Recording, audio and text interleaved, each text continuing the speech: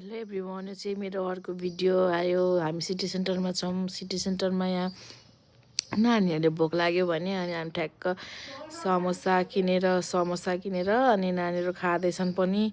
म चाहिँ समोसाको बाहिरको चिजहरू खान्छु, उनीहरू चाहिँ आलुहरू खाँदैछन्। मिठो मिठो मिठो भएर खायौँ हामीले। अनि मुखहरू गर्दैछौँ, भोकले सबैजना गाह्रो भयो नि त। अनि खाँदैछौँ, नानी पनि मिठो मिठो मिठो भन्दा नक्कल पार्दैछन्।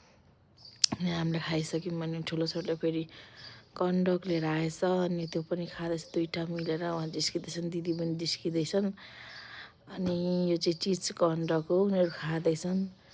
हामी चाहिँ अब यहाँनिर यसो आफ्नो त रमाइलो गरौँ भनेर आएको थियौँ। अनि उनीहरू खाँदैछन्। त्यहाँ छेउमा दुईजना भाइहरू पनि खै कता गएर बसेको थिए, उनीहरू हेर्दै थिए। अनि हामी त्यस पछाडि माथि लाग्यौँ। हामी चाहिँ यसबाट चढेर 4th फ्लोरमा लाग्यौँ। हाम्रो चाहिँ आज आमा छोरीको डे आउट थियो।